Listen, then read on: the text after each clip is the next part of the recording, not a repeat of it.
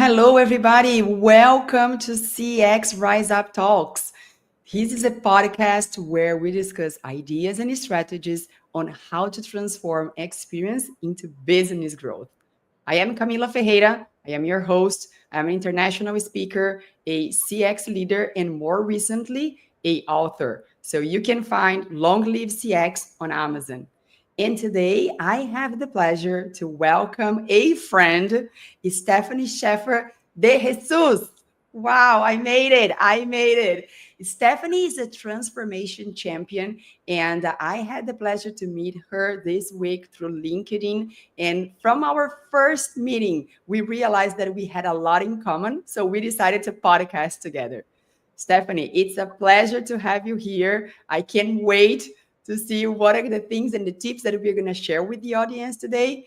And now, please take the stage, introduce yourself, and tell the audience why are you so passionate about CX. Thank you so much, Kami. I just want to say I love how exotic you make me sound. It's so amazing. Team, my name is Stephanie Sheffer de Jesus, and I have been in customer experience for over a few decades. So I started when I was very, very small, as you can tell. So it's only been 20 years. But I've worked with some of the most trusted brands and helping them straighten their CX posture, which essentially sparks business transformation. So I'm super excited to be here today, Kami. Thank you so much for inviting me, and super excited to drop some truth bombs on this subject, which I'm sure you're all wondering what are the heck they're going to talk about. Oh, yes. Starting for the subject of this episode, right? Because we said behind every successful man, there is a talented woman. So first of all, I love the topic. I think there is so much that we can dive into, that we can explore. But why does it resonate to you, Stephanie? It really resonates to me because I think most of us that are, listening today are thinking about their personal journeys, right? So in my beginning, I was severely underutilized and underpaid. And I remember always trying to get to the next level when it finally clicked for me that I had to be even smarter than my counterparts, right? I had to go a little bit deeper. I had to have a different edge and a different perspective. But what I didn't realize until later in my career was I just had to focus on what experiences I've had, like as a mother. We're constantly scanning environments and being creative and keeping things going and project managing naturally. But I felt like in the corporate world, they didn't really embrace that I had to hide that, right? Almost felt guilty if I had to take off because I had to attend one of my child's events. But that's not the way real life goes. An organization that has a culture where you have that psychological safety and they appreciate the authentic whole you, that doesn't happen. But I really went through a lot to become who I am today. And I'm not going back. And no one attending this, this podcast today that we're chatting about should ever go back. And I know that you've put together a community of women, which I think is amazing. So I can't wait for us to explore this topic, but it's definitely based on my experience in being the one that had the ideas and suggested the A/B testing. And, I wasn't in the boardroom having the conversation, but I was the one actually on the floor getting it done. Oh, absolutely. And you know what, there is something I once worked for a startup. And I think the main learning from that experience was that you can have the best idea, but if you do not execute it, then it's just an idea. And we women, we are on the trenches. We are the one executing, not necessarily on the spotlight, not necessarily on the boardroom, but making things happen. What makes the difference, right? Absolutely. And I think it's really important that we have the confidence to communicate that, because when you do communicate that and you're like asking the thought-provoking questions in a way where you can really call attention to, oh wow, like I never thought about it that way. It's different. The approach that we have as women, rather than just let's do it this way and here's why. Have we thought about X, Y, and Z? Because we are natural negotiators in our daily life. Like, let's bring that to life in the boardroom and celebrate who we are and not try to hide behind who we think we should be. Oh, absolutely. And I totally believe that we try to normalize things, right? So again, compensation disparity is still a thing, right? Mm-hmm. Let's Absolutely, yes.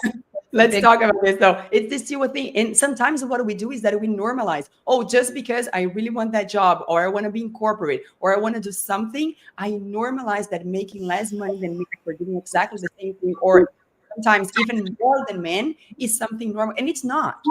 No, Right? it's absolutely not. And I think if we have the confidence to say this opportunity is not right for me because I know my worth and I'm not getting paid what I'm worth, when possibly a male counterpart might get paid, the more that we turn down those opportunities that aren't meant for us, the less they will be available. And I completely agree. And Cami, it's funny you mentioned that, because I was looking at the disparity. Like, I'm like, wow, I haven't looked at it since it was like 70 cents on a dollar. Like, we have to work, I think it's 2 months more to make the same amount.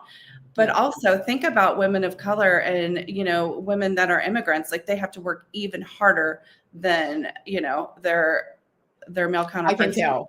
Yeah, I know. But being a Brazilian here, I can definitely resonate to that. But I want to ask you something, because you mentioned to me in one of our conversations that you have led a IT team of just or pure women. And we know, right, IT is a very male dominant kind of environment. How was that?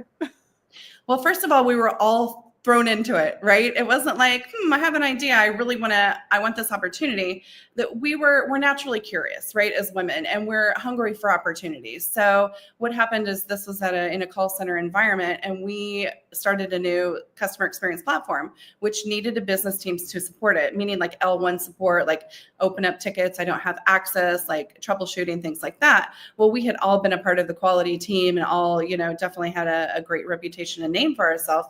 But what we ended up doing is all coming together and saying, okay, we have little direction here. We've got this.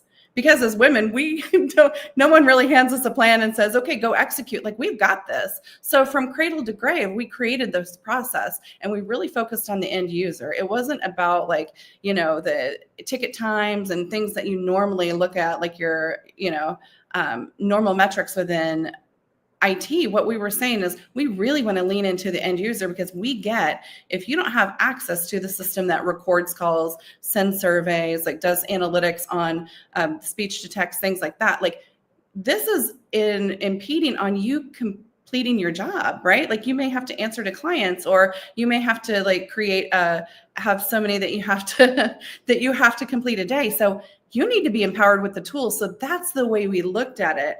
And I'm telling you, I know that we don't look at metrics that are like, oh, wow, you're doing a great job. But everybody was like, wow, they created something magical. We need to replicate that throughout IT. And it was beautiful, because these are women that, I'm taking you back to 2008 when this happened, when Katy Perry was on the radio, right? Like, this was a while ago, but we still keep in touch with these women, and we still support each other. And it's a great community, because we were put in a position where a lot of people said we weren't supposed to be, right? We met a lot of headwinds by folks within IT that were not comfortable that we had this access. So they'd lock it down where we couldn't even do our job. And I remember being in conversations where I was talked at and not talked to. And it took one conversation for me to say, no, this is the way it's going to happen. I'm your business partner. You're working for me. And here's how we're going to do it. But I had to be assertive, because the way I was treated, and I think that that's something we as women, have to do. That sometimes when we're put into a room, some people may say, oh, well, she's being a total bitch. Well, I'm sorry you see it that way. A man's being assertive, but a woman's being a bitch. So that's something that I'm sure we've all encountered as well. Oh my goodness. Yes. There's so much to unpack in just this kind of an answer. My goodness. First of all, I think that we women, we do not cherry pick work. And that's why we put ourselves, we constantly challenge ourselves to do things differently, and to execute and to help business growth, that sometimes men are not so open to that. That's the first thing I want to mention. And then second, I think you touched on a specific topic, which is unconscious bias.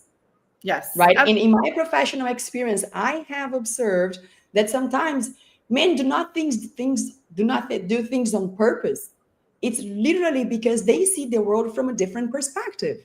Absolutely, yes. And I think kind of like what we talked about too, Kami, like this is not about men bashing. This is about opening eyes and lifting up women and something to think about. So if you're a man on the line, hey, Zach, what's up? If you're a man on the line, think about like when you're in different meetings. I know just recently I'm often asked to take notes. I'm often asked to set up the next meeting. I'm often asked to coordinate potlucks, you know what I mean? Or coordinate like different celebrations, which is cool. Like I like to do things like that, but guess what? I have an opinion. Like I want to talk about A/B testing. I want to talk about like what our success metrics are. I want to talk about modernizing metrics. Like ask me about that. And then I would challenge the men on the line to take that away. And the next time you need somebody to set up a next meeting, don't ask the woman in the room. Ask one of the men in the room. Like, see how that feels. And again, that's an unconscious bias where I think that we're just used to maybe women being the coordinators, right? But that's something we can change. And that's something easy we can change. But I'd love to hear back on how that feels, you know, when you're the woman in the room and you're not asked to do the ancillary follow-up and administration. Yeah. And it goes beyond corporate, right? Because sometimes, again, people tends to think that women is to stay at home, not to have a job or be a mom for a living. Right. And why? Yeah. And whenever it is the opposite, because I live this situation here at home. Whenever you live the opposite, people, oh, but what about your husband? What are he's going to do? What about how is he feeling? Why haven't we ever asked this to women? Right. Yeah, I remember something, I think it was like a Saturday Night Live skit where a man goes to a park and takes his child and does like the bare minimum. And everybody's like, oh my gosh, he's the best dad ever. Like, I can't believe it. And then there are women that are like wiping noses, like literally stitching up kids, you know, that have fallen, like all of this amazing things. But the bar is set so differently compared to how we see gender roles. And that's what we're here to really talk about. Like, let's really look into that and say, I get how we may have been raised to say, you know, something is supposed to be a certain way, but I have the power to rethink that and say, is that correct? And I know, Kami, we were talking about, I was talking about when I was in the Peace Corps, I was in the Dominican Republic, and an undeveloped nation, like it didn't have, at that time, it didn't have a lot of really outside sources. So the girls were, you know, brought up to, okay, you're going to, the biggest thing that can ever happen to you that will be amazing will be if you can become a mother, get married and become a mother. Like that is your destiny. So here I am from a different nation that I'm like, girl, take a seat. Like you can do whatever you want. And I remember there were some girls, we would always play baseball. Well, I would play with the guys because I had no problem with that. I did that in high school and I was just used to that, right? Just get on the field. I like the game. And I noticed some girls, they were looking interested, but they didn't get on the field because they weren't invited. You don't have to be invited. You get out there in the field. And we started an all-girls team because the guys didn't want them playing with them. So cool. And then guess who wanted to join our team? The guys did. I'm sorry, you have your own team. So I think the takeaway on that is that we don't have to assume those traditional roles. Like we're way too advanced for that, but also we could inspire others to think that way too. Oh, absolutely. Look at this comment from Michelle. She's saying that often we are our own worst enemy. And I tend to agree with her. And let me tell you something for the women kind of listening to this podcast and for the recording. We were born to be whatever we want, period. End of the story, right? So we do not have to limit ourselves to how our mothers or grandmothers used to be. No, as you said, let's keep lifting each other and pursuing what we really want, what really brings us joy. Absolutely. And talking about kind of like generations on generations, when it comes to CX, like I learned it had to be in utero because my mom was, they called it a hairdresser back then, a cosmetologist. My mother worked until she was 80 and she didn't want to retire and she still does hair. But here's the thing. She taught me customer experience at an early age because she was an entrepreneur, right?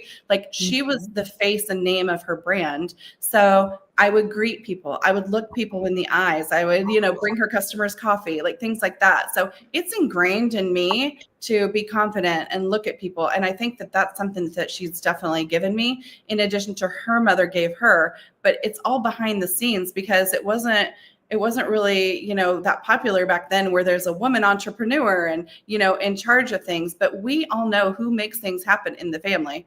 Like, why doesn't it come out of the house and make things happen in our global society? Like, we can do that. Look at the comment from Amy, which I like very much. Let's unpack this. This is such a great topic. Yes. What is said is sometimes women are the hardest on other women. And let me share kind of my own experience. I think that I have been working in male-dominant fields for so many years. I recently transitioned out of corporate, but I was in tech for the past 10 years. So I had to carve out my space. But what I have observed is among men, they do protect and they do lift each other, which is not necessarily the case among women. And that's one of the behaviors that we got to break. We got to change. Yes. Right? We are here to help each other. And in a conversation I had with my business partner recently, I was telling him when we were discussing the launch of this community, by the way, Global Sisters of CX, all women are more than welcome to join us. And I was telling him that we need a woman voice. We are tired of listening from men. Not they are wrong, but they are not the female voice that we want to hear from.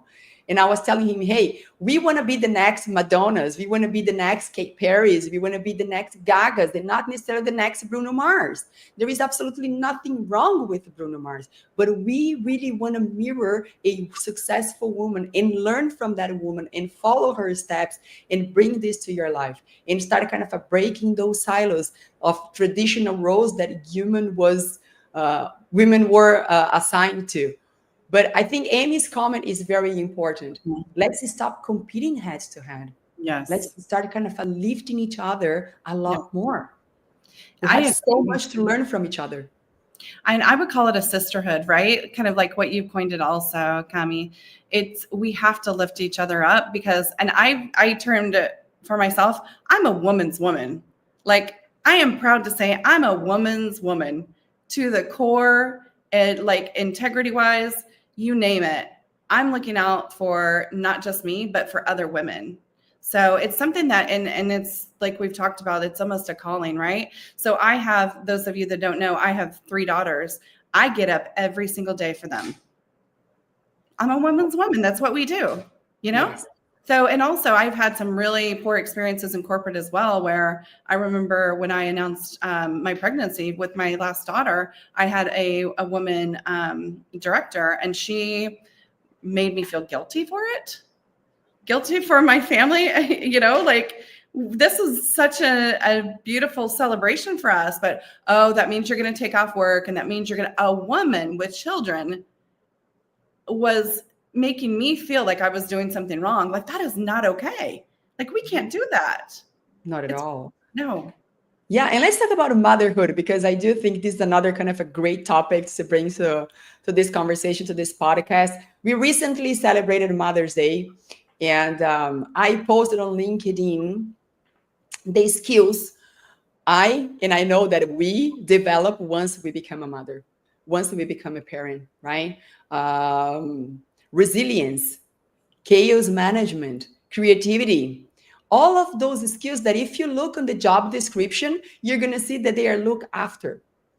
However, once you announce your pregnancy, once you become a mom, there are so much prejudice around it in corporate.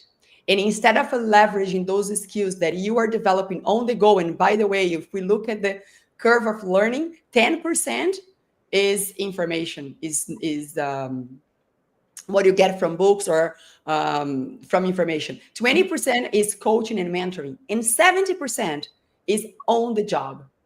And we learn how to deal with so many things at the same time once we become a parent that unfortunately are completely undervalued in corporates today. So what are your thoughts on this, Stephanie? There's no one that thinks on their feet like a woman. And I'm just thinking about my own experience. Like, I'm hungry, I'm tired, I have a boo-boo, I have to go to the restroom or whatever that is.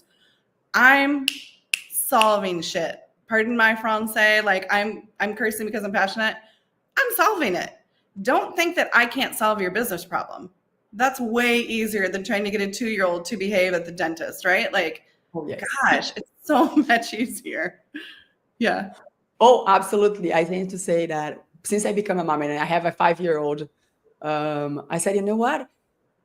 The problems I used to deal with in corporate before becoming a mother seem to be so complex, but after becoming a mother, my perspective has completely shifted, completely changed, because it's not only this, and that's the other thing, right?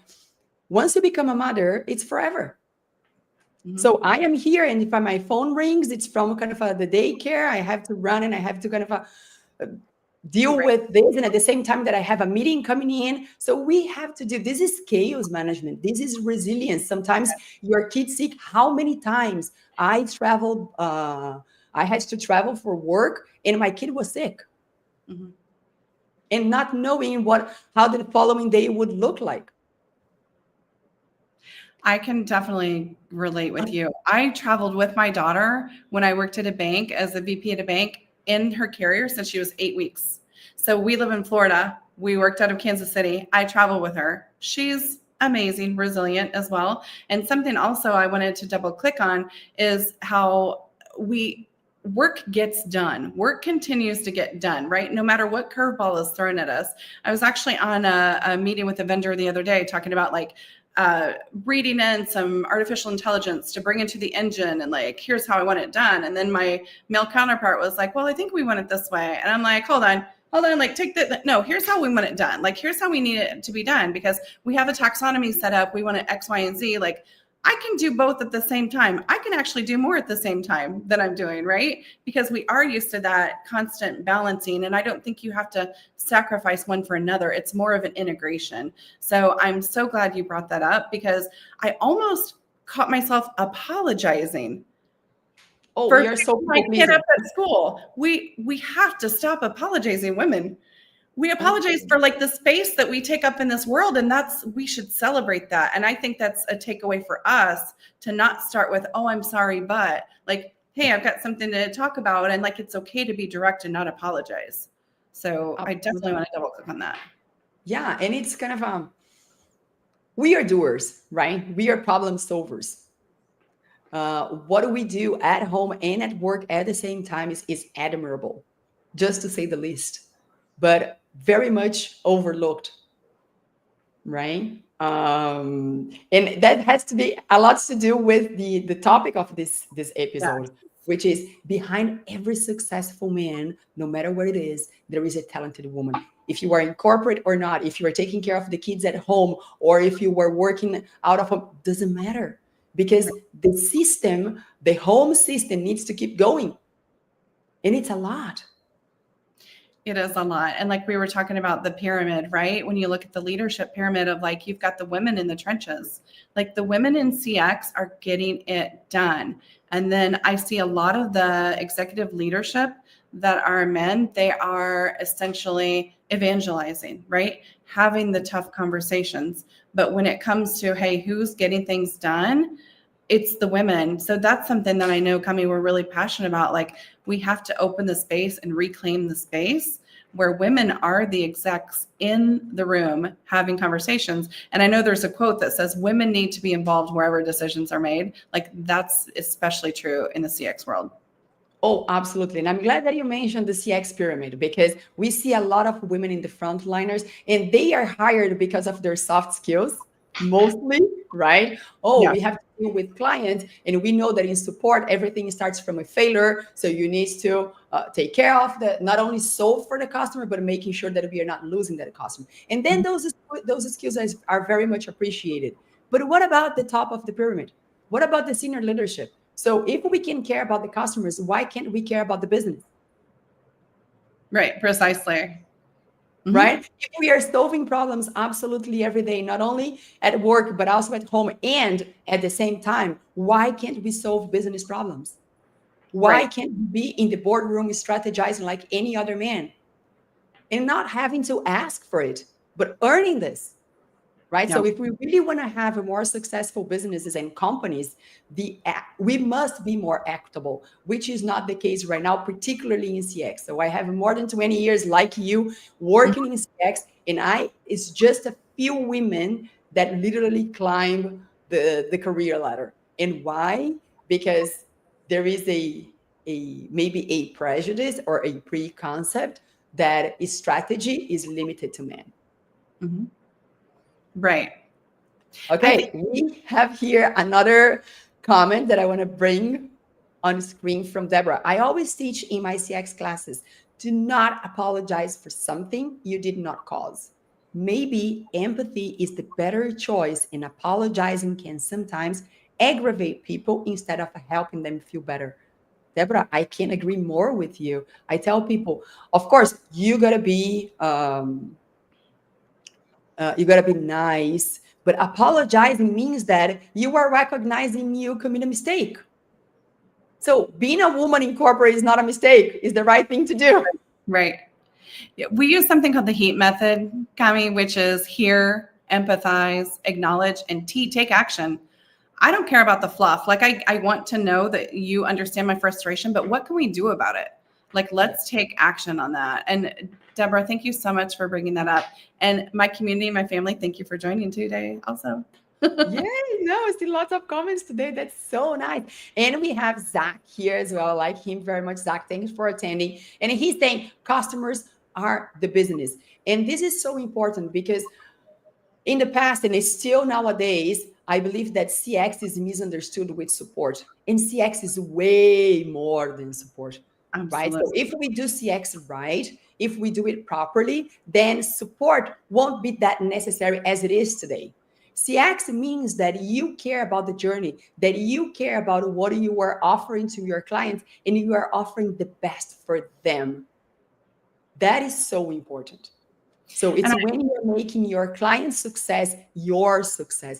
That's when you transform or you turn experience into real revenue and business growth for both parties involved.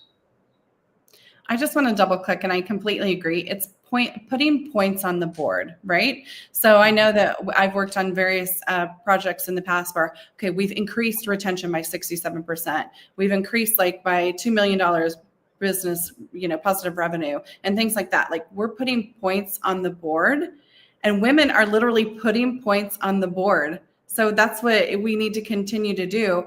And customers come back for the experience. As we know, we're in this practice. It's not the product. It's not, of course, we want to make the process even better and make it easy to work with us, but it's all about the experience. And I know that I've worked in some really niche markets, like we've talked about startups, but also in like biotech pharmacy, where we're like, no, the thought is the product is it. Like, we want a life savings, right? But if I can't afford it, if I don't have access to it, if I can't get to it, or if I have a bad experience, I may look for other products that can do similar things. So, I mean, all markets, there's not one market that's, that's an exception. Like, it's all about the experience.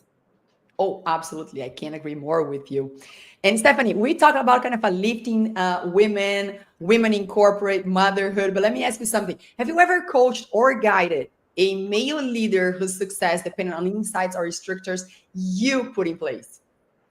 So, first of all, I don't find a lot of men reaching out for help, which I think that that's something that also we should talk about, right? Like, we're all in this together, and it's okay to say, hey, like, you have some knowledge, like, we need to pass it on. But I've done that before, where I've started a program. I'm like, okay, you're going to take this on. This is what we need to know. But let me use an example really quick about my son, because he's in IT, and he'll be like, Mom, my coworker is telling everybody to give him a 5 on the survey. Like, should we do that? I'm like, call me.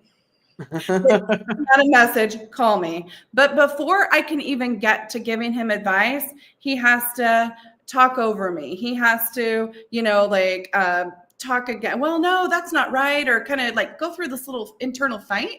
I'm like, let me know when you're ready to listen, because I've got the knowledge to drop on you, and I've got like data to back it up. But let me know when you're ready to listen. Like, I seem like we have to get through this choreography of, okay, I'm not going to admit that mom's smarter or that a woman's smarter. Like, let me just make this clear. I'm smarter. Okay, now you can talk. And it's not about that. And I'm not saying that all men are like that, but what a lot of experience I've had has been like, they need to assert themselves and then I can talk. Like, let's just talk openly. Like, let's just value each other. Like, I really value, a lot of my coworkers and a lot of leaders I've had, both men and women. But like, I just want to get past that. And then when he's ready to listen, it's always like, oh my gosh, mom, you're brilliant. You're so smart. Thank you so much. But man, why did we have to go head to head? Like, we're on the same team here. And I know, like, I literally raised my son to be better than that, right? And he has to lead better than that, but it's just something that's a part of him. But then I'm like, oh my gosh, first of all, like, yeah. So I just have noticed that. And when I do kind of like end up turning projects over to, the first thing I get is, oh, well, here's how I would do it, or here's how I would change it. Like, you know what? Take it, make it your own. Like, this is it for me. Like, I'm done with it. I'm moving on. But you don't have to tell me you're going to change it or you don't agree with it. But because I'm giving you the data and I'm giving you a green field to run with it. So that's the experience that I've had. Oh, I love it. And you know what? I always tell my mentees, we are not here to compete. We are here to connect. And this is such a huge difference. I think that among men, it's usual to overtalk. But let me tell you, man, attending this podcast, we hate it, right? We hate it. And again, we do not need to compete for talking. We do not need to have the last word in the room. Absolutely not. I think that we gotta better collaborate and better engage to each other. And instead of working in silos, of course, that we are here to support women to lift them up, but this shouldn't be done in silos in a room where only with women. No, let's leverage each other. We are different. And in the same way that in this very male dominant field or industry, we need more women. On the women environment, we also need men because we see the world differently and we complement each other. And that's what's going to make us stronger. Right. And I love that Deborah said, we are the board, baby. Yay. Yes. So we add value to the business as men do. It's not about competing. It's about connecting. I love it. I know that you have many examples on how you support women, but if you can share some here, what do you suggest? How do we help those women to be more successful, to go after their dreams, right? I do think that some women, they just hold back. They put their dreams in a drawer or in the closet and they never get back. How can we help them? Right. I think it's like an internal inspiration, right? For those that have walked the walk and that have actually fought to get where they are today, you have a calling to lift others. And Cami, I love that you brought this up. Like, in the boardroom, like, what is the most important? Your voice does not have to be the loudest. It just has to be the smartest. Oh my gosh. Mic drop. That's the end. That's so powerful. That's exactly it.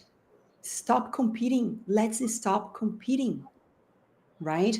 We definitely do not need to have the loudest voice. And we have so much to add. We have so much to collaborate. And we do not need to fight for our space.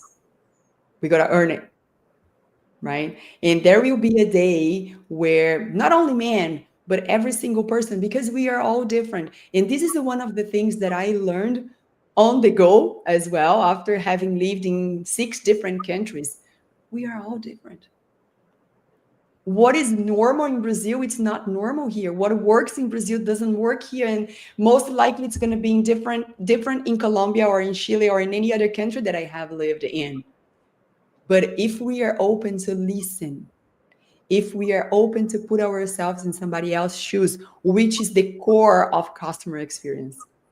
And that's why I like this podcast so much, because you're not only talking about regular customer experience. Experience is everything, is how others experience you. Mm-hmm. From the time you wake up and you say good morning or not to your partner to the time you go to bed. This is experience. Right? So, yeah. Oh my goodness. This podcast is amazing. And we are getting more and more comments. Edgar said that He loved. That's good. We are not here to compete. We are here to connect. Absolutely. Let's connect more. Let's learn from each other. I love learning new things, connecting with new people absolutely every day. And the more different they are from me, the better. Yes. Once I heard from a manager, and I was interviewing, right, for a director role, and he told me, Cami, if you connect with that person the first 3 seconds, think twice. This person is most like yours, most like you. Look for people that are your opposite, that are very different from how you think, because this is what's going to challenge you. This is what's going to kind of strengthen your existing skills, right? And that's exactly what I have been doing since then. Let's see what else. I can attest. Use the word connect more, as it's a more positive and user friendly. Absolutely, Deborah. So we are approaching the end. I can't believe it's been 35 minutes already. I could stay here talking to you and chatting for hours and hours, Stephanie. But yeah, what are the final words? How people can reach out to you? What is in flight for you in terms of projects? So share with the audience more about how to connect with you. Awesome. I'm definitely active on LinkedIn. I have my own consultation business, Larimar C2 Consulting. I'm at your service, and I love that we are stronger together. So if you're looking for some really innovative, easy, succinct ways to make things happen, I'm your girl. Oh, wow. I can attest. My goodness. Stephanie is the best. I can't thank you enough for being in this podcast, for sharing your ideas, for sharing your stories, for lifting other women and men up, right? Because we are here to connect. Stay tuned until next week. Stephanie, thank you so much one more time. Love you. Bye. Likewise.